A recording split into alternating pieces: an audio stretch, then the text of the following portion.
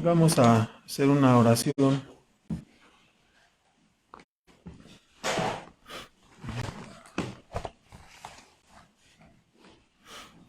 Nuestro Padre Celestial, agradecemos en esta mañana nuevamente tu bondad, tu misericordia en concedernos poder adorarte y levantar estos cantos para glorificar tu nombre.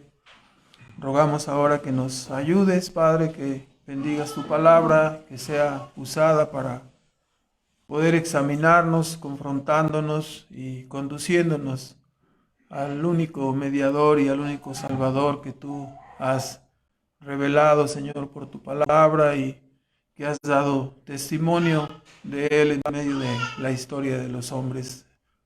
Te pedimos, Padre, que seamos conducidos a Él, a nuestro Salvador, Cristo Jesús, en cuyo nombre oramos esta plegaria. Amén.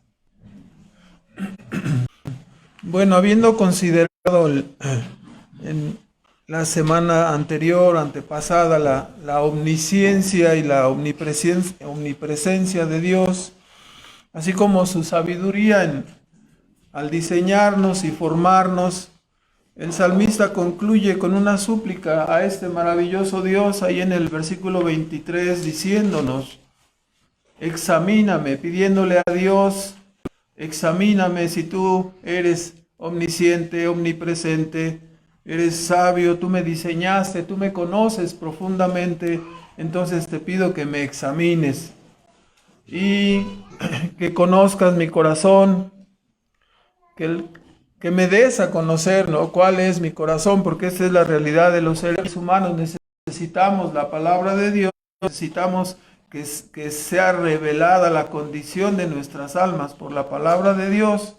Pruébame, examíname, reconoce mis pensamientos y si hay algo chueco, ¿no?, si hay algo perverso, si hay algo torcido, te pido que me guíes en la senda eterna, ¿no? Entonces, el salmista está rogando que sea Dios quien le ayude a autoexaminarse. ¿Quién mejor que Dios para ayudarnos? ¿Quién que nos diseñó? ¿Quién que nos formó? ¿Quién que conoce todas las cosas? Aún no sale la palabra en nuestra boca y Dios ya la conoce, ya la sabe. ¿Quién mejor para ayudarnos a que nosotros nos conozcamos? Normalmente cuando venimos a Dios tenemos conceptos equivocados de nosotros mismos.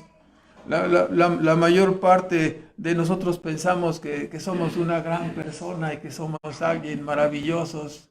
Y luego ya cuando nos vemos al espejo nos damos cuenta que no somos tan maravillosos. Y cuando vemos el fracaso en nuestras relaciones humanas, entonces nos damos cuenta que no somos tan maravillosos, que en realidad somos medio odiosos. Sino medios totalmente odiosos, depravados, pecadores.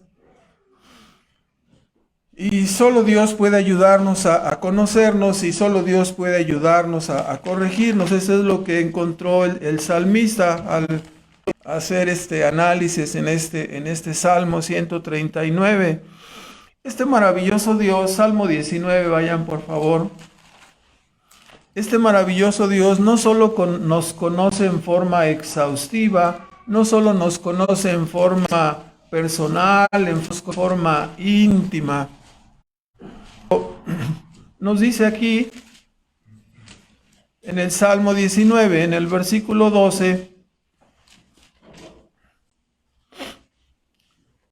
después de exaltar la maravillosa ley, la santa ley de Dios, sus santos mandamientos, indicándonos, ¿no?, directamente que la ley de Dios es perfecta. Si queremos mirar a algo perfecto, tendremos que mirar a la santa ley de Dios, tendremos que mirar a Cristo, que la obedeció en una forma exacta y profunda de mente, corazón y voluntad para nuestra redención. Pero note, la ley es perfecta, es exacta, es santa. Volteamos a todas partes y decimos: cuánta imperfección hay en los seres humanos, cuánta imperfección hay en mí. La ley es perfecta. ¿Sí? Entonces, después de decirnos eso, y dice: tu siervo es amonestado con estos mandamientos.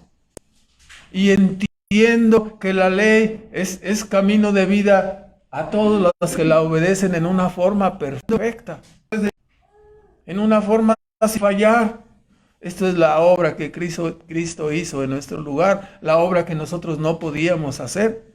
Pero el salmista lo está detallando y luego dice guardarlos. Por ello dice, hay grande galardón. Siendo nosotros redimidos y salvados, muchas personas caen en el problema, como hemos hablado en ocasiones anteriores, en el antinomianismo, pretendiendo menospreciar y rechazar la santa ley de Dios. Pero vuélvalo a escuchar. A Dios le parece y dice, esta ley es buena, es perfecta, es justa, es santa, y el testimonio es verdadero. Si tú lo sigues vas a encontrar grande galardón. Ah, no, yo estoy bajo la gracia, dicen algunos que malentienden la salvación. Yo estoy bajo la gracia, no me pongas nada de la ley enfrente, quítalo de delante de mí, dice, no. Se atreve a menospreciar lo que Dios ha dicho que es, ¿qué? Perfecto, perfecto, sin mancha. ¿No? Se equivocan grandemente, ¿verdad? Dios nunca se va a equivocar. Entonces nos dice exactamente que la ley es perfecta y que si nosotros la obedecemos, si no la usamos como si la queremos usar como camino de salvación, vamos a chocar en ella y vamos a ser reprobados. Por ello vino Cristo para redimirnos, para salvarnos, obedeciendo perfectamente, con su obediencia activa, su obediencia pasiva, obedeciendo exactamente la ley de Dios para obtener una justicia e imputarla en la cuenta de todos aquellos que creemos en Él. Así somos salvados. Entonces, habiendo exaltado la ley, ahora dice, entiendo que hay grande galardón si yo los obedezco. Y luego pasa en la segunda parte que vamos a tratar ahora, dice, los errores, las equivocaciones, ¿sí?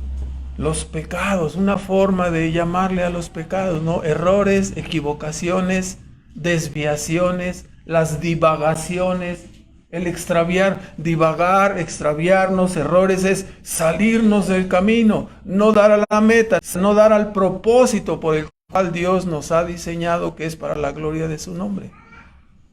Dice, ¿quién los puede entender? Líbrame, dice, de los que me son ocultos. Porque luego nosotros pensamos, yo soy una buena persona y hay un montón de cosas dentro de nosotros que son malas, ¿no? Aún los que hemos sido salvados, permanecen ahí los remanentes del pecado y estos remanentes saltan y quieren gobernar, saltan y quieren volver a tomar el poder. Son como los de cierto partido político que no voy a decir el nombre, pero más o menos, ¿no? ¿Quién sabe qué habrá en esa silla de los pinos que se quieren aferrar tanto, ¿no? El que entra está buscando siempre la forma de permanecer allí. Pero volviendo a nuestro punto, dice, ¿quién puede entender los pecados? No son ocultos. No los podemos ver muchos de ellos. Entonces el salmista dice, detén a tu siervo de los pecados, especialmente de los pecados llamados de soberbia, ¿no? Los pecados presuntuosos. Trayendo el modelo del Antiguo Testamento, recordamos que si alguno pecare, ofrecerá un sacrificio y pondrá la mano sobre él. Ahí el Levítico nos dice detenidamente, ¿verdad? Detalladamente. Pero si alguno peca con soberbia, esto es, con la mano levantada, dice ahí en el libro de Números, si pecas con soberbia, con la mano levantada, si pecas con conocimiento, esta es la idea. Híjole, no me debo meter ahí, no debo hacer tal cosa, yo lo sé que es prohibido, pero y da el paso malvado para meterse sabiendo que eso le va a traer problemas y consecuencias, ¿no? Entonces, dice ora el salmista diciendo, detén a tu siervo de las soberbias, de los pecados hechos con conocimiento. Hay pecados ocultos, hay pecados hechos con conocimiento. Él pide que estas soberbias no se enseñoreen de mí, que este pecado no se enseñoree de mí.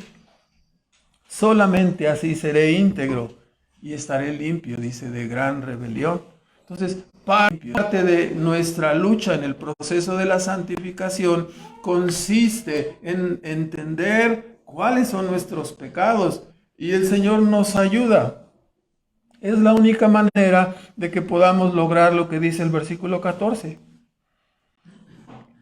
Guardar su palabra, andar en sus caminos, para que sean gratos los dichos de mi boca y sea grato también la meditación, dice, de mi corazón. No solamente la actividad externa, pero la paz y la obediencia del corazón y de la mente, ¿no? Entonces, bueno, en este maravilloso salmo se nos describe entonces que el Señor conoce la malignidad del pecado, descrito aquí como errores, equivocaciones, y nos dice, ¿no?, que el pecado se esconde.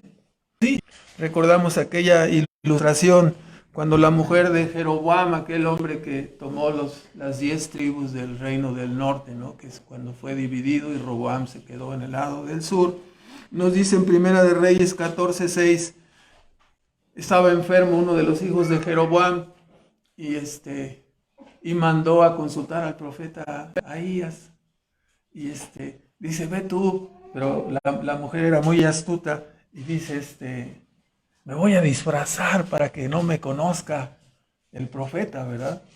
Y se disfrazó. Entonces el profeta Ahías ya era un profeta mayor y estaba medio ciego. Entonces lo primero que le dice es, ¿por qué vienes disimulada? ¿Por qué vienes disfrazada? ¿Verdad? Ya te conozco que eres la esposa de Jeroboam. Ella iba a preguntarle por la salud de su hijo. Finalmente ese hijo murió. Entonces, pero así es el pecado. Se disfraza. No aparece abiertamente. El pecado no llega diciendo, aquí estoy, he venido para destruir tu vida y lograr la separación definitiva de ti y de Dios. He venido para destruirte. No viene así el pecado, no te avisa. Como veremos, el pecado se maquilla y se disfraza, oculta su deformidad, ofreciéndose inclusive, ¿no?, como un medio para alcanzar la felicidad, como un medio para alcanzar el placer y como un medio para alcanzar la realización sin Dios. Yo te puedo hacer feliz sin la necesidad de Dios. Olvídate de Dios, olvídate de sus mandamientos, olvídate de someterte a alguien. Tú eres el rey, tú serás como Dios, tú podrás hacer lo que se te antoje, lo que tú quieras. Y el otro ahí con sus orejotas, sí, ¿qué más? Dime, háblame más, eso de ser rey me parece interesante. Y con su ego gigante dice, sí me conviene, así yo voy a mandar, es mi propio negocio, es mi vida. Yo soy Dios de mi vida, yo vivo como yo quiero, y cae en la trampa, ¿no? El pecado se disfraza. En realidad, el pecado es malvado, ¿no? En la historia del endemoniado gadareno sucede algo, ¿no? Ahí en Marcos 5:9, cuando el Señor le pregunta, ¿cómo te llamas al endemoniado? Y dice, me llamo Legión, porque somos muchos. Así es el pecado, es una legión, viene por racimos, ¿verdad? No es uno solo, sino que viene en montón. Son muchos, vienen como racimos. Entonces, sabiendo cómo se disfraza el pecado, cómo se disimula, y sabiendo que el corazón humano, como dijo Jeremías 17:9, es engañoso, y el corazón humano es perverso. Y la mayor parte de las personas dicen, sí, es así, tengo mi comadre, como es, ¿no? Tengo este señor, y le echan eso de perverso y engañoso al otro. Pero no se está refiriendo a los otros. ¿A quién se está refiriendo? A mi corazón, al corazón nuestro, ¿no? Entonces, por lo tanto, el día de hoy hablaremos de algunos de esos disfraces a través de los cuales el pecado se enquista en la vida de los creyentes. Y se enquista, por supuesto, también aferrado, dominando en la vida de los no creyentes, permaneciendo en ellos de manera inconsciente y afectando, en el caso de los creyentes, afectándonos en nuestro proceso de santificación, y en el caso de los incrédulos, ¿sí?, impidiendo que vean su necesidad de ser perdonados, de ser rescatados, de ser salvados. Entonces, roguemos que el Espíritu de Dios nos ayude a reconocer estos disfraces a fin de que podamos hacer los creyentes una efectiva mortificación del pecado, no en los demás, sino en nosotros mismos, y que también nos conduzca a otros a ver su gran necesidad de venir a Cristo para ser perdonados y salvados. Entonces, vamos a comenzar. Es una larga lista que no vamos a profundizarnos tanto, pero ya no encuentro el pulmón. Acá está.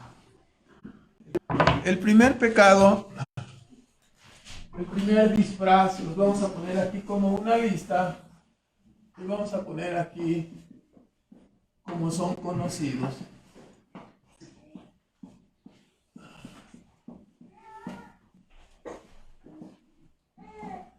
Veremos cuando menos 11 maneras en que el pecado se disfraza. El primero de ellos es el pecado de la aceptación.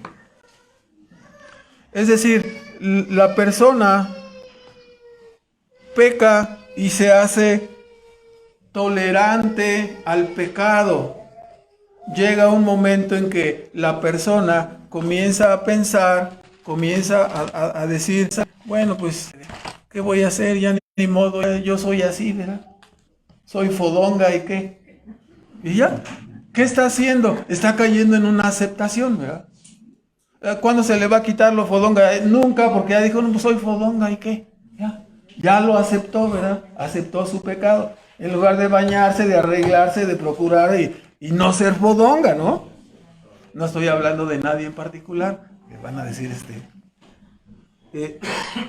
entonces, la persona o el joven, ¿no? Que dice, ¿qué? No me baño y qué. Soy cochinón y ya. Entonces, a veces toleramos en la vida situaciones así, ¿no? Pecamos y los pecados se hacen hábitos y se hacen como costumbres parasitarias en nuestra vida. A veces en las casas de los creyentes hay gritos y malas palabras. A veces en la casa de los creyentes hay carotas, hay malas conductas. Y en lugar de ponerse a combatirlas, dicen, pues es que así es él, así es ella. ¿Ya? ¿Qué está haciendo? Está aceptando.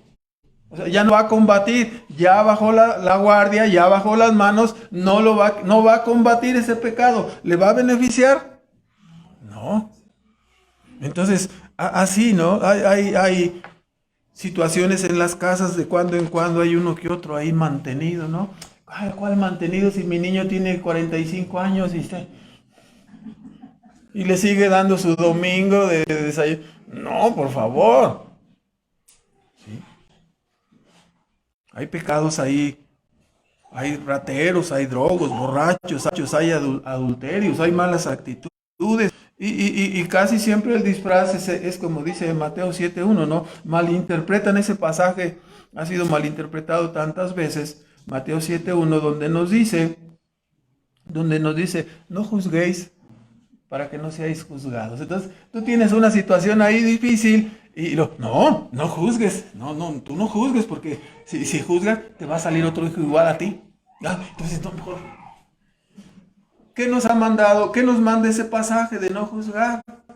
Nos manda ese pasaje a que no seamos criticones, a que no seamos personas que tengamos un ojote para ver y estar como radiografía mirando a los demás, un espíritu hipercrítico. ¿Te fijaste cómo traía la agujeta izquierda mal abrochada? No, por favor, ¿quién se va a estar fijando en una agujeta?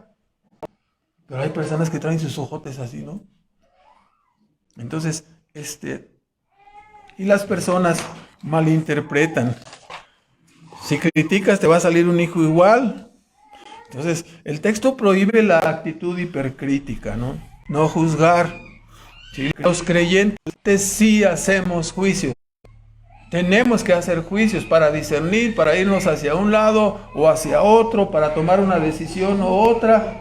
Juzgad con justo juicio, dijo Cristo. A veces el creyente lucha y lucha contra un pecado hasta que se da por vencido, como decimos, y lo acepta. Entonces, aquí en el mismo contexto, en Mateo 7:7, nos dice, pedid y se os dará, buscad. En ese contexto hay que orar. No debemos aceptar el pecado. No debemos andar, no, pues ya es que he luchado tanto y no he podido cambiar. O sea, no hay que aceptarlo. ¿Qué hay que hacer? Luchar. Luchar. Pedid y se os dará, buscad y hallaréis, llamad y se os abrirá. No aceptes que así es tu carácter. Sigue luchando. La meta es ser reconstruidos a la imagen de Cristo. No te acostumbres a que los remanentes del pecado se enquisten en tu vida. No lograremos en este mundo la perfección, pero esa es nuestra meta. Llegar a cumplir el mandamiento, ¿no? No debemos rendirnos. El pecado sigue tan repugnante como lo ha sido desde el principio. Sigue siéndolo así. Entonces, ¿por qué aceptarlo? Traes una sanguijuela aquí pegada. Ah, ¿qué tiene? Ya tiene mucho tiempo que la traigo aquí. Mira cómo está de gorda. ¿Te vas a quedar ahí con la sanguijuela? No, hay que quitarla. No hay que aceptarlo. Podemos hacer más de lo que hemos hecho hasta ahora. Ya entendemos por qué el apóstol Pablo nos dijo, ¿no? Que a su tiempo segaremos si no nos cansamos de sembrar, si no nos cansamos de luchar. Es que ya he tratado de quitarme esa sanguijuela y ya le puse polvos mágicos, harina, aceite, ya le he echado un montón de cosas y no se quita. Pues ya. ¿Lo vamos a dejar ahí? No, no debemos aceptarlo. Hay que seguir luchando y Dios nos dará. Bueno, es ahí donde empieza la lucha, ¿no? La verdadera lucha en contra de ¿quién? La verdadera lucha en contra del pecado.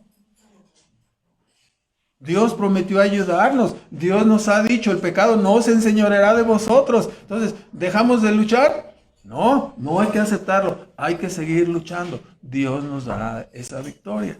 Vea en Lucas 10, por favor. El pecado se justifica. Vemos aquí al doctor de la ley, que le preguntaba a Cristo, ¿no? Maestro, ¿cuál es el primero y grande mandamiento? Y fue respondido, dice, ¿qué dice la Escritura? ¿Haciendo qué cosa voy a heredar la vida? 10:29 dice ahí. Desde el 25, el doctor de la ley se levantó tentándole diciendo, Maestro, ¿haciendo qué cosa poseeré la vida eterna? Y él dijo, ¿qué está escrito? ¿Cómo lees?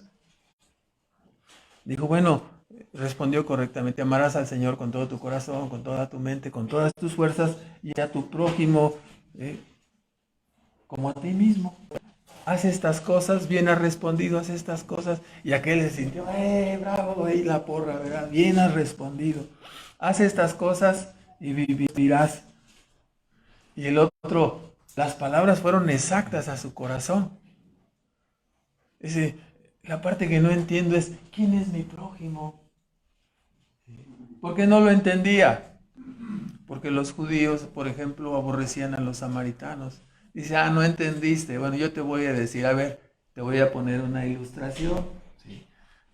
Estaba un hombre y lo asaltaron y lo dejaron ahí tirado, medio muerto. Y entonces pasó un sacerdote y lo vio y siguió de paso. Y luego pasó un levita y lo vio y se siguió de paso. ¿Sí? Muchos han discutido qué es lo que vieron, ¿no? Si lo habían despojado, si lo dejaron probablemente desnudo ahí tirado. Algunos dicen que lo que miraban era si era un hombre circuncidado o no, y como no era circuncidado, pues ahí lo dejaban tirado, ¿no? No podemos con exactitud decir exactamente qué fue eso, pero el asunto es que hasta que pasó un samaritano y lo vio y dijo, y ya lo recogió y lo curó y lo llevó, y dijo, sí, le paga, aquí están 2 denarios, salario de 2 días. O sea, no le dio así como a los de la esquina, ¿no? Que sacas tu monedota de a 10 pesos así. Ya te sientes bien, ¿no? No. Dejó el salario de 2 días allí. Y si te ocupas más, cuando yo regrese, te lo pago. ¿Cuánto es el salario diario ahorita? ¿272 o cuánto es? Más o menos, ¿no? ¿200 qué? 200, gracias, José. 207.44, cosa que hizo el énfasis. Entonces, multiplicado por 2, 214.88. Ah, ¿verdad? Entonces, ya estamos viendo ahí, ¿sí? Le dio sus 2 monedotas, se gastó. ¿Sí? Claro, todos nosotros pasamos en la esquina y cuando está el hondureño ahí pidiendo, oye, mi sangre, ayúdame. Y saca uno de a 500 y se lo da, ¿verdad? Así de sencillo.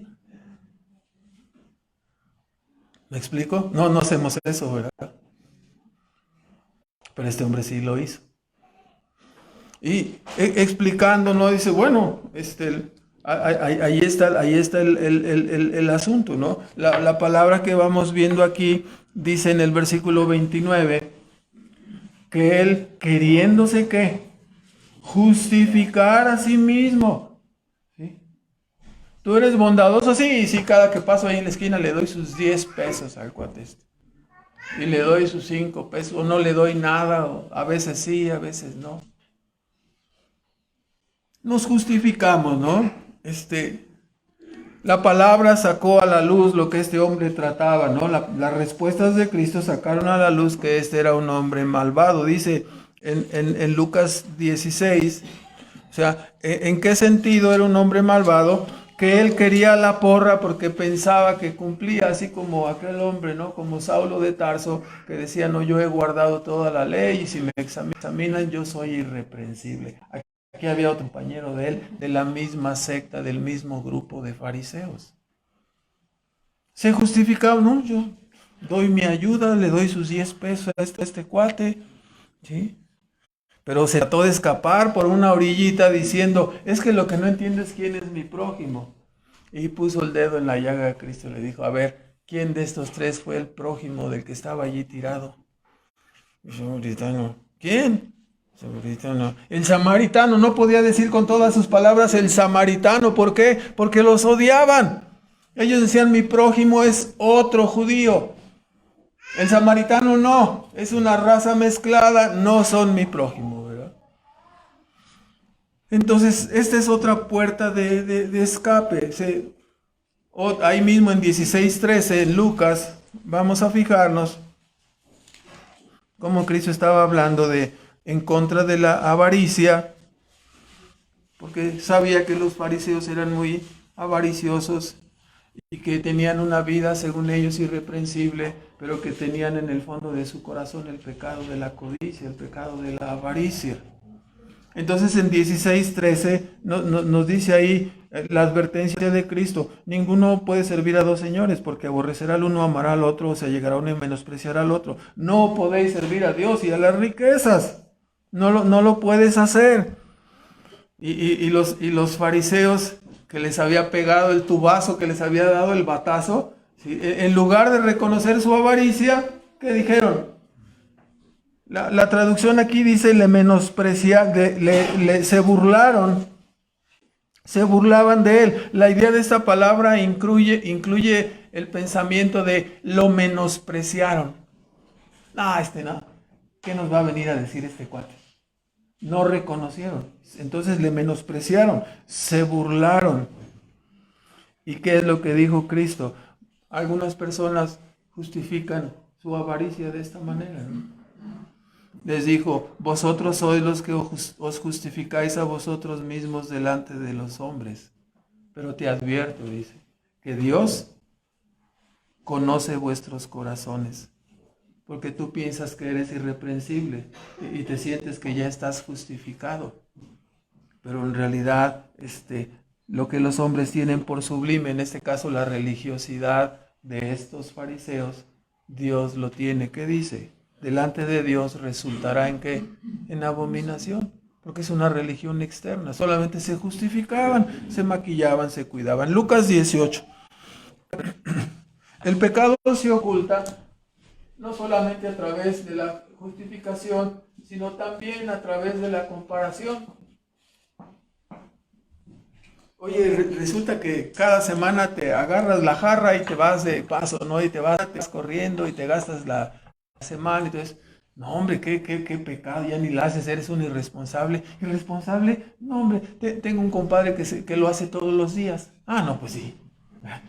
Si nos vamos a comparar con este que lo hace todos los días, si tú lo haces cada año, ¿por eso es justificable tu falta? Muchas personas se justifican. 18:11. Vemos la oración típica, ¿no? Aquí entre el fariseo y el publicano. El fariseo oraba consigo mismo, ¿no? Dice, oraba consigo de esta manera: Dios, te doy gracias que no soy como este cuate que está aquí, que no soy como los otros hombres. Yo soy alguien especial, soy alguien muy especial, ¿no? No soy ladrón, ni injusto, ni adúltero, y no soy como este publicano, sino que ya sacó su lista de cosas que hacía, ¿no? Cosas externas. Entonces, algunos hoy en día, en lugar de decir, yo no soy como ese publicano, oye, tú eres, no, yo soy cristiano. Ah, y ya sacan su credencial de cristiano, ¿no? ¿Ustedes no tienen credencial? No, aquí no damos credenciales, ¿verdad? Dios regenera los corazones de las personas que quiere salvar, pero credenciales no sirven para nada.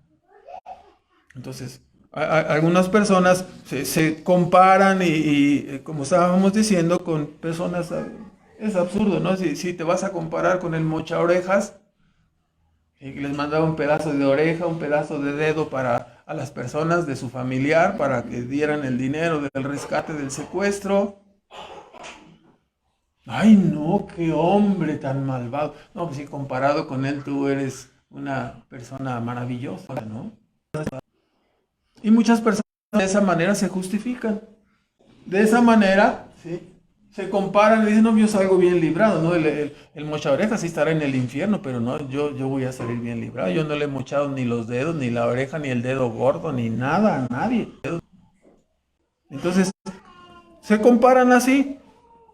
Te comparas con un asesino serial, pues tú eres un alma caritativa, ¿verdad? Entonces, damos gracias a Dios que Él ha establecido para compararnos, ¿qué cosa, hermanos? La santa ley de Dios, sus santos mandamientos. Ahí es donde nos tenemos que examinar. Ahí es donde va a salir la mugre, ahí es donde va a salir la podredumbre, ahí es donde va a salir si exactamente usted es una persona justa o no lo es. Si no es en las comparaciones, no podrán escapar. Si tú estás disimulando tu pecado, no te vas a escapar. Si se estás justificando, no, hombre, tengo una compañera que es bien burra, ¿sí? ¿Y eso te va a pasar a ti? Pero muchas personas son así, ¿verdad? Entonces, no solamente se acepta, se justifica, la persona se compara y supuestamente sale bien librada. Otra forma es la negación. Vea el caso, se los platico así, en Génesis 18, del 10 al 15, cuando estaba Cristo preencarnado, ¿no? El ángel de Jehová visitando a Abraham para decirle, ¿no?, que tendría un hijo y que él sería el hijo de la promesa. Y estaba Sara, dice, Sara, tu mujer está ahí en la tienda. Estaba pegada a la cortina ahí atrás, con su oreja. Y le digo, por el próximo año, por estas fechas vendré y Sara tendrá un hijo. Y Sara se puso. Era una viejita de 99 años, ¿no? Y Abraham un viejito de 100 años. No hay cosas imposibles para Dios. Cuando las personas dicen, Dios puede, siempre le digo el ejemplo, ¿no? Poner aquí un elefante, pues sí puede, ¿lo va a hacer? No, no lo va a hacer. Dios usa el poder, su poder, haciendo cosas imposibles cuando son necesarias para el cumplimiento de su propósito redentor, del propósito que Él se ha trazado desde antes de la fundación del mundo. En este caso, dos personas incapaces de tener hijos como Abraham y Sara serían capacitados para poder traer al hijo de la promesa. Y bueno, aquí Dios confronta a Sara, ¿no? Sara estaba atrás de las cortinas y ella solamente estaba oyendo la plática. Algunas mujeres tienen esa costumbre, ¿no? De pegar el oído ahí a la puerta a ver qué se oye. Y hombres también, ¿no? Pero bueno, entonces cuando se rió, Dios le dijo, ¿quién le dijo, hermanos? Dios le dijo, te reíste. ¿Y qué dijo ella? Que no. Le está diciendo a Dios que qué, que no es cierto. Hermanos, Dios es tan santo en el cielo como aquí, a la hora de Dios culto, cuando andamos en la cocina o en el baño, en la recámara. No le podemos engañar a Él. Le harán daño nuestros pecados, le perjudicaremos a Él.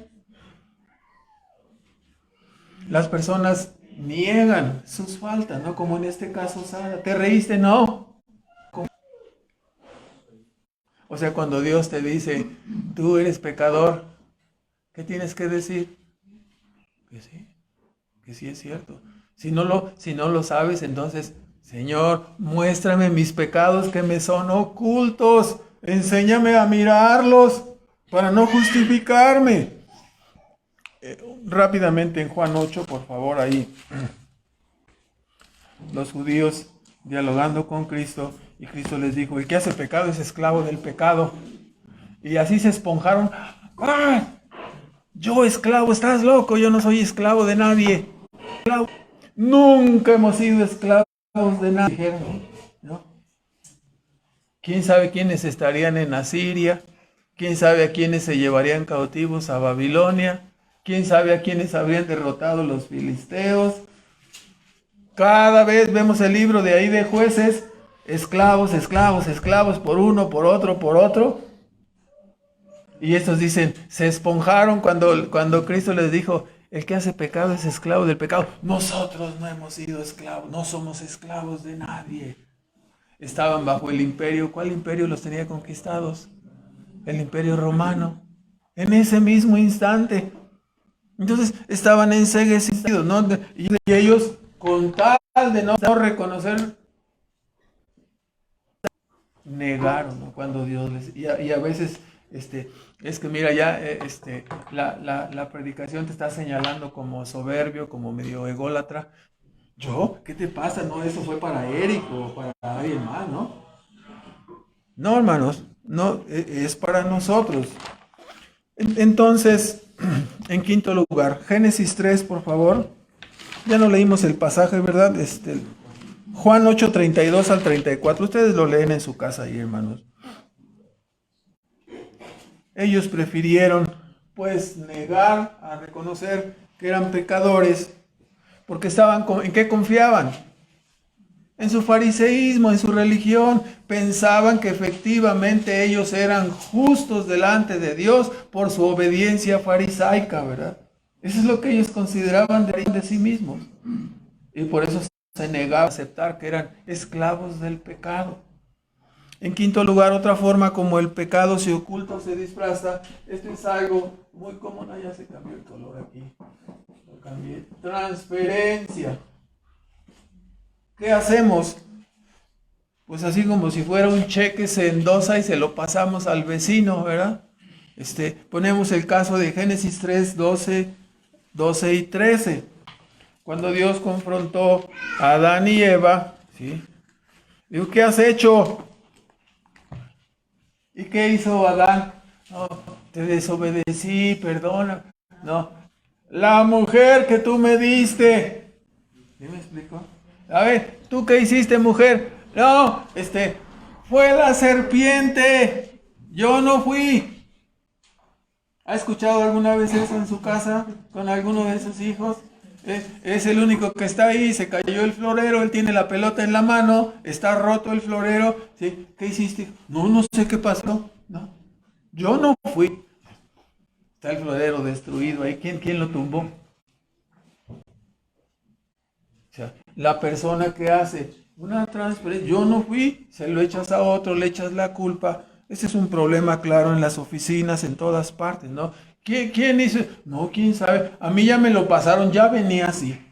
Ya estaba firmada cuando llegó a mi escritorio, ¿no? Ya no hice nada. Entonces, todo el mundo hace una transferencia. ¿Sí? Adán y Eva lo hicieron. Y, y, este, y ya ve que hay personas muy evasivas, que yo les digo que son personas así como medio jabonosas, ¿no? Porque todo se les resbala. No son culpables de nada. ¿Sí? Evidentemente la persona entonces trata de transferir su responsabilidad y su culpa. Vea, no, sin leerlo ahí, pasemos a Primera de Samuel 15. Usted tiene los textos, los puede repasar. Primera de Samuel en el capítulo 15, cuando Dios le dio la orden a Saúl de que destruyera a todos los de Amalek, 15:3, ahí destruyelos a todo, aplasta a todo, animales, mujeres, hombres, niños, todo, una raza que Dios, por sus costumbres, ¿no? Que Dios había determinado desaparecer, no te apiades, y Saúl les derrotó, pero le preservó la vida al rey, ¿no? Entonces ya cuando viene Samuel a encontrarse con él y le dice, ¿qué pasó? ¿Ya cumpliste? Sí, dice, ya obedecí todas las cosas que Dios me mandó. ¿Y qué es ese ruido de ese balido de animales y ese ruido que oigo? Vean ustedes lo que contestó Primera de Samuel 15:14.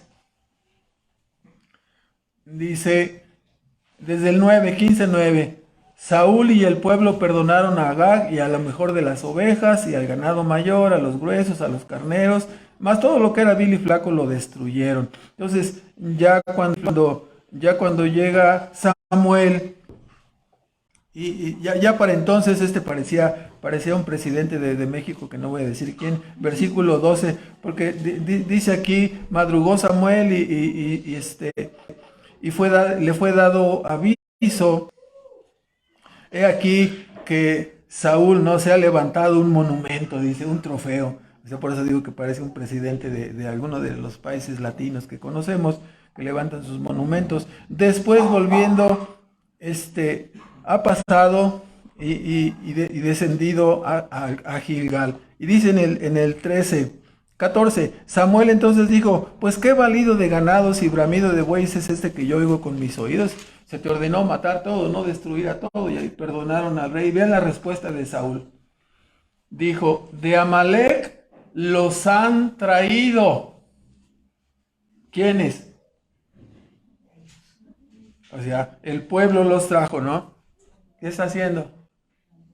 Y luego dice, porque el pueblo perdonó otra vez a lo mejor de las ovejas para sacrificarlas a Jehová tu Dios, pero lo demás, ¿qué dice? Lo destruimos. ¿Sí me explico? Los pecados, ellos. Las cosas buenas, hace una transferencia, ¿verdad? A veces así evadimos, ¿no? No, yo no fui mi hermana, fue mi hermano, fue el otro, fue así. En una casa donde a veces hay dos personas, ¿no? Como es en mi caso. Ahí nomás dos personas pueden ser responsables, ¿verdad? Y si nosotros negamos, transferimos, comparamos, no, hermano, no se puede así. En sexto lugar, según Samuel también, capítulo 11 y capítulo 12, ustedes lean los capítulos en su casa. Hay otra forma. 11 y 12, sí, no lo vamos a leer, ustedes anótenlo por ahí, ¿no? Cuando se trata de David, hay otra forma que es directamente el ocultamiento. David, siendo un hombre maravilloso, conforme al corazón de Dios, pasa más a la historia y es más recordado por el pecado que cometió. ¿Qué pecado cometió? Adulterio. ¿Y qué trató de hacer? Ocultarlo, ¿no? ¿Cómo le haremos? Hoy estoy embarazada. Traigan a Urías Eteo aquí en una visita rápida, pero le salió respondón el asunto, ¿verdad? Porque Urías Eteo era más temeroso. Dijo, ¿cómo van a estar mis compañeros allá peleando y yo voy a venir aquí a estar con mi mujer? Vive Dios que no voy a hacer tal cosa. Y se quedó ahí. en la calle, ¿no? Vamos a decirlo así. Después ya lo regresó, ya lo sabemos, ¿no? Con la carta de decir, mata al que trae esta carta, ¿no? Ya se lo llevó ahí a Joab, el hijo de Sarvia, y lo puso en el frente para que fuera muerto. Entonces, todo eso hizo ¿para qué? Para que quedara oculto su adulterio, su fornicación, su pecado. Entonces, nos olvidamos de que Dios es omnisciente, de que Dios es omnipresente, nos olvidamos de que todo lo sabe, nos olvidamos que Él fue quien puso nuestra mente, Él sabe cómo funciona, qué se inclina, qué la mueve, hacia dónde va. Él nos conoce en una forma perfecta. Entonces, no podemos ocultar el pecado. En séptimo lugar, Lucas 14.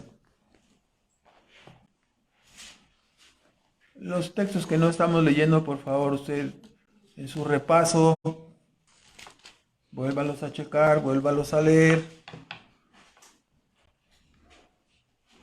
El pecado se disimula a través de excusas, pretextos.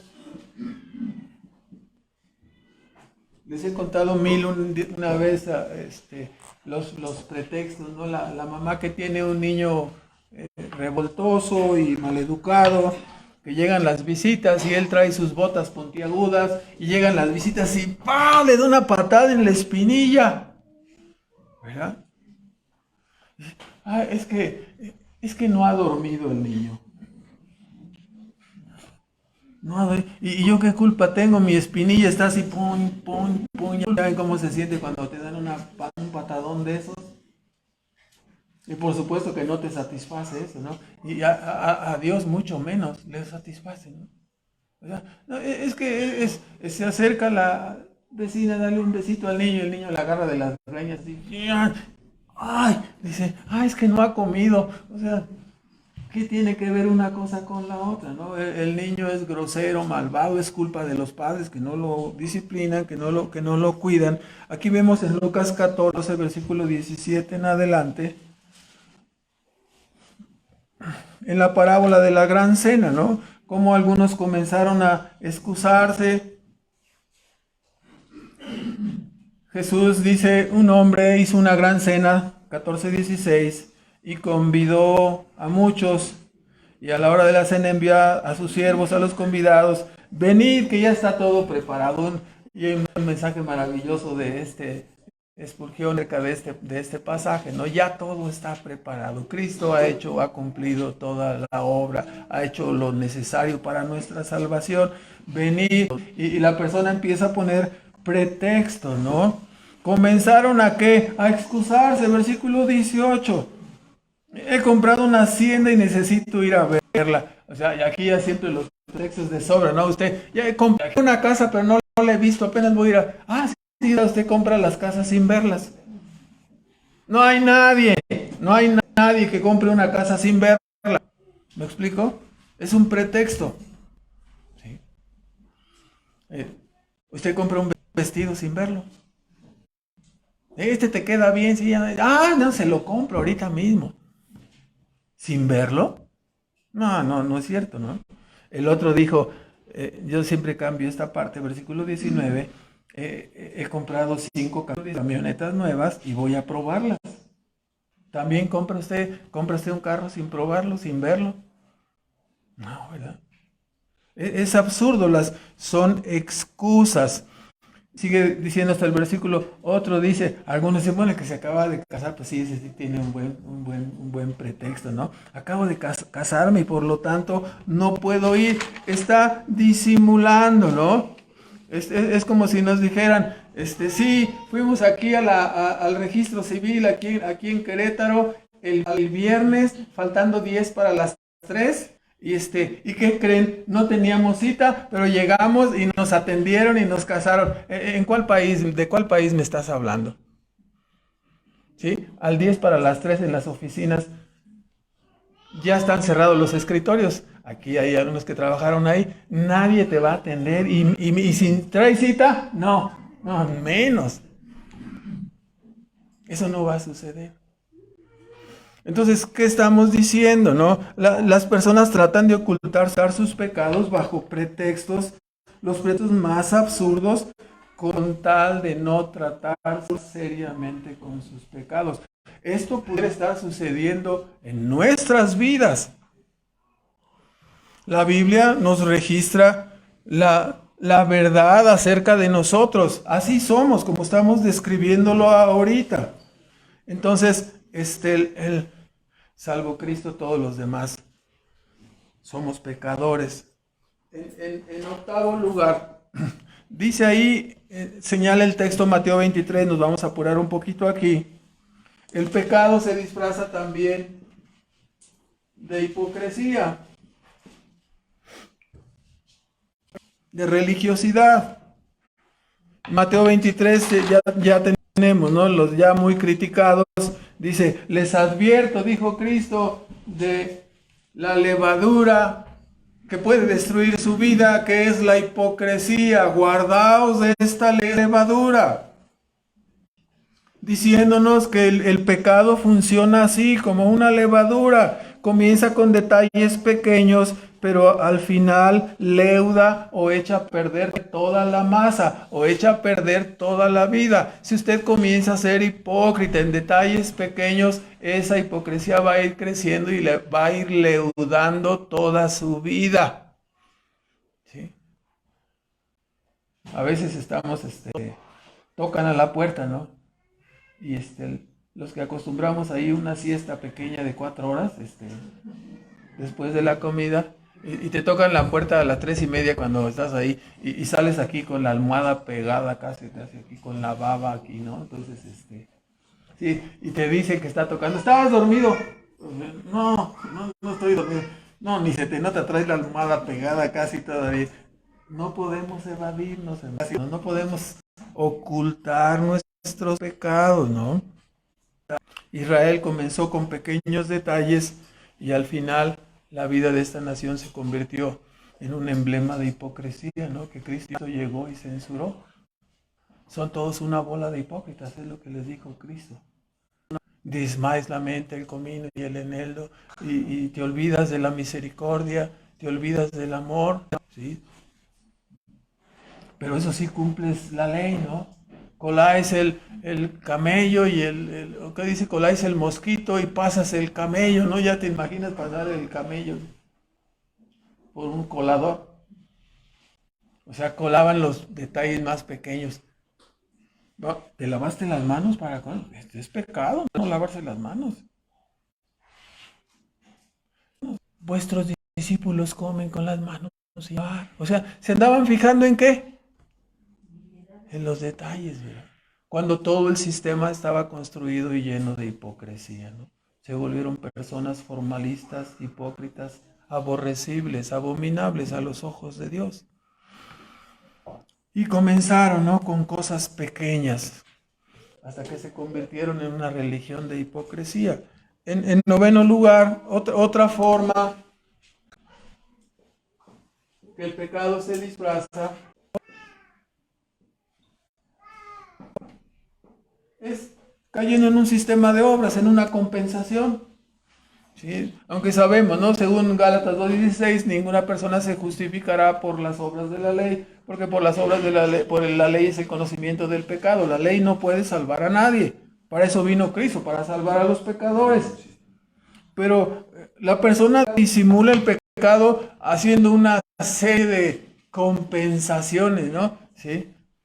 La más risible seguramente de todas ellas es el marido que se gasta toda la quincena y llega a las 3 de la madrugada con un ramo de rosas para decirle a su esposa, lo siento, me fui con mis amigos y me gasté toda la quincena, pero aquí está tu gran ramo de rosas con el mariachi atrás ahí. ¿Qué está haciendo? Está tratando de compensar. ¿Sí? Voy a tener que pedir prestado y nos vamos a endrogar más. ¿Sí? Pero ¿qué tal tu ramo de rosas? ¿No? Te quiere hacer su cómplice, ¿no? Entonces, hay personas que se conducen así, ¿no?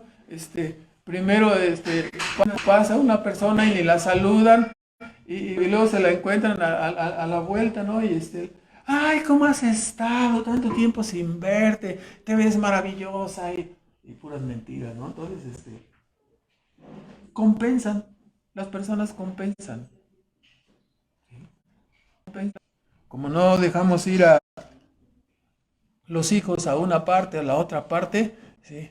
No los dejé ir, pero aquí les traigo su chocolatote, ¿no? Para que compensando.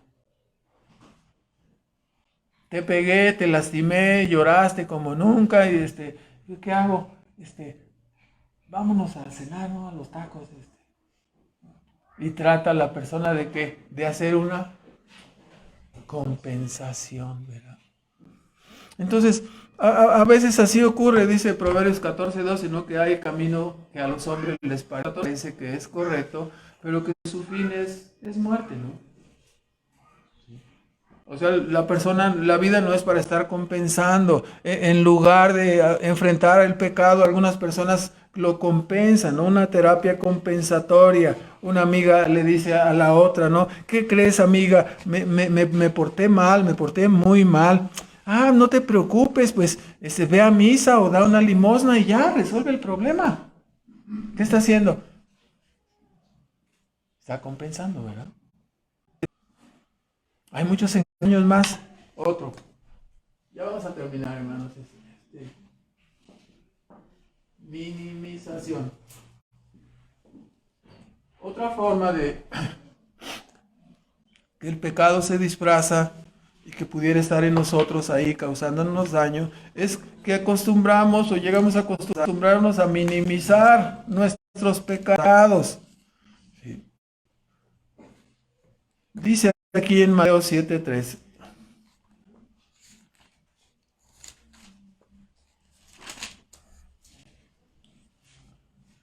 ¿Por qué miras la mota que está en el ojo de tu hermano y no echas de ver la viga que está en tu ojo? ¿Sí? ¿Cómo ve la persona el pecado propio? ¿Y cómo ve el pecado de los demás? La viga atravesada en el ojo, ¿no? Minimizamos, ¿no? Minimizamos las cosas que son así, el pecado de nosotros lo vemos como una sardina y el pecado de los otros lo vemos como una ballena, ¿no? El pecado de los demás. Entonces, de esta manera reducimos el tamaño del pecado, tratando de reducir nuestra responsabilidad, tratando de disimular y descargar nuestra culpa. ¿Sí? ¿Qué crees? Acabo de regresar del mercado, aquí están las llaves. El coche fue pérdida total, pero está asegurado. O sea, ¿y cómo lo destruiste? ¿Cómo chocaste? No, o sea, ay, ya vas a empezar con tus críticas. Está asegurado el carro, no se perdió nada. O sea, ¿qué está haciendo? Minimizando su falta, minimizando su error de manejar, minimizando su error de X, ¿no? Minimizamos las cosas y restamos el valor, ¿no? El sentimiento de culpa y la vergüenza de un pecado se reduce, ¿no? Que en lugar de desgarrarte el pecado, me salió un barrito aquí, pues ya sacas tu crema ahí, te la pones y ya creo que ahora hasta los hombres se ponen cremas de esas engañadoras, pero bueno, y se tapan ahí el barro, ¿no? Aunque sale un chichón así como el Popocatépetl, pero bueno, entonces estamos disimulando, ¿no? Sí. Vea este asunto en Mateo 18, cuando Cristo habla de los dos deudores. Aquí vemos la ilustración, ¿no? Versículo 21, toda esta narración, capítulo 18, desde el versículo 21 hasta el final, cuando aquel mayordomo hizo cuentas, ¿no? Entonces, había dos deudores y uno le debía, 10,000 talentos, que son así en plata, son como 34 toneladas de plata, y el otro le debía 10 denarios, el otro deudor. Entonces, El que debía las 34 toneladas de plata se sacó la lotería. ¿Sí? El Señor le dijo, tu deuda está perdonada, está cancelada tu deuda, 34 toneladas de plata. Y entonces sale que ya había sido perdonado y tiene un amigo al cual le había prestado 100 denarios, que son como 400 gramos de plata. Entonces no tenía para pagarle y agarró al amigo del cuello y lo apretaba y lo asfixiaba, ¿verdad? Págame lo que me debes. Esta es una ilustración. Cuando nosotros somos los que tenemos aquí 34 toneladas de pecados perdonados en nuestra vida para ser salvados por la gracia de Dios. Y luego nos enfrentamos a nuestras relaciones cotidianas, a los que nos rodean, y no les queremos perdonar que nos hicieron así o que no nos saludaron, nos dejaron con la mano estirada. Ay, no vuelvo a esa iglesia, no hay amor ahí. ¿Qué crees? Me dejaron a mí con la mano estirada. ¿Cómo es posible que hayan hecho conmigo? Entonces, o sea, la persona está totalmente ególatra, totalmente ensimismada, ¿verdad? ¿Te perdonó realmente Cristo tus 34 toneladas de pecados? Si te perdonó tus 34 toneladas de pecados, de seguro tú serás igual de generoso para perdonar a los que están alrededor de ti, ¿verdad? De lo contrario, si sigues con lo mismo, ¿verdad? Tratando de minimizar tus pecados, tratando de no valorarlos correctamente, y para irnos acercando al final, hay otro que se llama victimización. Y aquí el diablo en su versión mentirosa de la caída, en Génesis 3, versículo 1 y versículo 5, el diablo traza su versión de la caída. Dice que la serpiente era astuta, ¿sí? Y dice, con que Dios te dijo que no comas de todo árbol del huerto, ¿no? O sea, el diablo está poniendo aquí a Dios como el malvado, ¿no? A Dios como el ogro. Ah, Dios fue el que te dijo que no comieras ahí de eso. Y en el versículo 5 dice, no, la realidad es que Dios sabe que si comes de eso serán abiertos vuestros ojos y seréis como dioses. Lo que no quiere Dios es que tú seas una persona mayor, no quiere que prosperes, no quiere que te autorrealices, no quiere que crezcas. Entonces aquí el diablo es el campeón de la victimización, está poniendo ahí al hombre en la creación como la víctima de Dios. ¿Sí? No te deja comer del árbol para que tú no conozcas, para que no te desarrolles, para que no crezcas. Come. ¿Quién es el bueno de la película ahí en su versión mentirosa? Él mismo, el diablo, ¿verdad? Entonces, el diablo les dijo así, minimizó y puso al hombre como víctima de Dios, ¿sí? Diciendo que no quería Dios que el hombre conociera, que creciera, que no quería que fueran grandes dioses, como él se está pintando el diablo, como él mismo, ¿no? Así muchas personas se disfrazan y piensan que son un pobre venadito y, como dicen en el mundo, son unas chuchas cuereras, ¿no? Se victimizan, tratan de encubrir su pecado con pretextos o excusas. No me di cuenta de lo que bebía y acabé mal. Te metiste tú solo a la cantina, ¿cómo no te diste cuenta de lo que bebías? Me invitaron a un departamento de solteros y no me di cuenta qué pasó, ¿no? Y amanecí aquí con otra persona. No voy a decir de cuál sexo para que no se escandalice nadie, ¿verdad? Algunas frases de los que encubren su pecado a través de victimizarse, hacen chantajes, ¿no? Cualquier semejanza con la realidad es mera coincidencia, ¿no? Estas frases, ¿no? Así, sí, yo soy la mala, todo es mi culpa, siempre yo, ojalá me muriera, dice, para que entendieran. Me voy a ir un tiempo para que sepan, para que me valoren. Sí, estás haciendo tu show de victimización. Así es el asunto. Nadie me comprende. Todos abusan de mí. Yo solo trataba de ayudar. Eso me pasa por tratar de meterme y de apoyar. Ay, pobrecita. Ay, sí. Pobrecita de ti. Pobrecito de ti. Te vamos a dar 80 palmadas en la espalda a ver si se te bajan las flemas. Se victimizan las personas, ¿verdad? ¿Qué van a obtener de Dios? ¿Lástima o qué? Todos estos mecanismos son como defensas donde no estamos tratando verdaderamente con nuestro pecado. Estamos ocultándolo, tapándolo, encubriéndolo, maquillándolo, echándolo sobre otros, no enfrentándolo.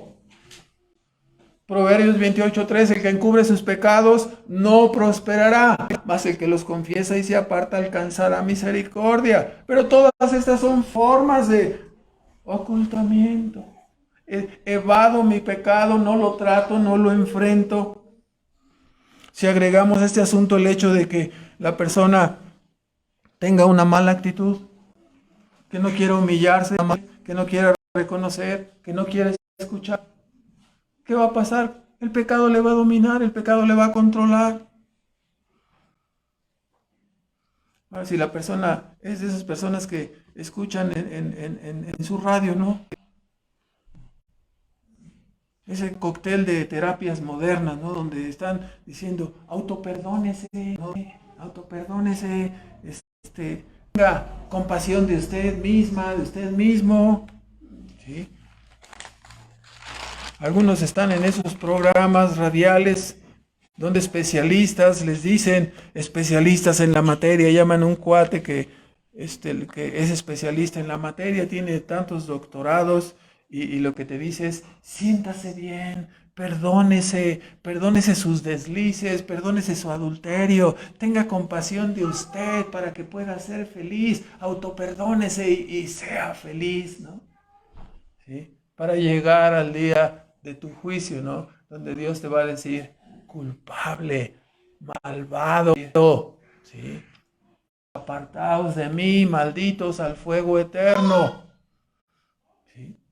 Ya podemos percatarnos de por qué razón los especialistas modernos no resuelven los problemas humanos, porque no los tratan, no los enfrentan. Las personas al darle la espalda a Dios y su palabra han perdido la brújula, no saben cómo tratar sus pecados, no saben cómo tratar sus faltas, solamente los están encubriendo. Se convierten, como dijo Cristo a los fariseos que estaban preocupados por el lavamiento de las manos más que por la pureza del corazón, se convierten en ciegos, guías de ciegos. Nadie se vaya a ofender, ¿no? Cuando alguien me dice, no, hermano, es que ya decidimos llevar a nuestro hijo que no entiende, que no sabe, que no lo podemos controlar, lo vamos a llevar al psicólogo. Ya no sé si reír o ponerme a llorar. ¿Qué te va a hacer? ¿Qué te va a enseñar? ¿Qué te va a decir? La única manera de tratar con el pecado no es ocultándolo, maquillándolo. La única manera de tratar eficazmente con el pecado es a través de la dinámica de la cruz en Cristo. Dios envió a su Hijo porque nosotros no podíamos resolver el problema del pecado. Entonces Dios envió a su Hijo tomando una naturaleza humana y subió a la cruz después de rendir una obediencia perfecta, obteniendo la justicia en su vida, guardando la ley todos los momentos, todos los días de su vida, con su pensamiento, con su obediencia, mente, corazón y voluntad. Subió a la cruz para recibir como un sustituto el castigo de los pecados que él no cometió. Y en esa obediencia activa y pasiva es donde está el secreto para tratar con nuestros pecados.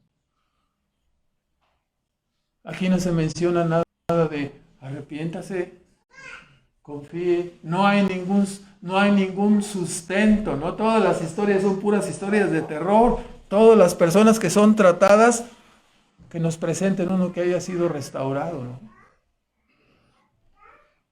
solamente a través de Cristo, a través de volvernos a Dios y su palabra. Él es el que ha establecido la ley, los mandamientos. Él ha definido lo que es el pecado, no el hombre. Y ha dado testimonio de esta verdad en la historia a través de su Hijo Jesucristo. Es Él mismo quien juzgará a los hombres. Esta es la verdad de Dios que nos es dada en la Biblia. Esta es la verdadera definición de la vida y el propósito revelado de Dios para los hombres. Su ley es perfecta, pura. Traspasarla es pecado y traerá consecuencias. Si la persona no viene a Cristo, sino que permanece en rebeldía y desobediencia a la verdad, esto le traerá a la persona una eternidad de lloro, de miseria y de fracaso para toda la vida. Pero si te vuelves al Señor Jesucristo en arrepentimiento y fe, alcanzaréis el perdón. Él ha dicho, ¿no? Este domingo que estuvimos en las reuniones fue tocado ese punto, ¿no? Alguien hablaba de la misericordia de Dios, dice, el que a mí viene, yo no lo echo fuera. Eso es lo que Cristo dijo. Entonces, Él ha dicho, yo soy el camino, la verdad y la vida. No hay otro nombre dado a los hombres en este mundo, bajo el cielo, en que podamos ser salvos, sino por medio de Jesucristo. Solamente a través de Él podemos ser perdonados y justificados de nuestros pecados. Solamente así podemos tratar con el problema de nuestra vida que se llama ¿cómo? Pecado. En lugar de ocultarlo, encubrirlo de tantas maneras, todas estas formas son formas que entran en nuestra vida y en una forma inconsciente las llegamos a usar, encubriendo con papel de china nuestros pecados cuando están allí. Entonces, el Señor dice, esta es mi ley. ¿Sí? Tienes que venir a Cristo para ser reconciliado y para que de esta manera sea agradable. Vuélvalo a ver ahí en el Salmo 19. Para que de esta manera, versículo 14, sean gratos los dichos de mi boca, si eres limpiado, perdonado, reconciliado con Dios y te es dada una naturaleza nueva. De esa manera del corazón saldrán buenas cosas. Los dichos de la boca y la meditación de mi corazón será agradable delante de Dios, con un corazón nuevo, con un corazón renovado. Entonces, lo vamos a dejar hasta allí. Cuando aplicamos la omnisciencia y la omnipresencia de Dios para examinar nuestras vidas, el diseño, nos damos cuenta, ¿no?, que el único camino para tratar en nuestra vida con el pecado es volvernos hacia Cristo.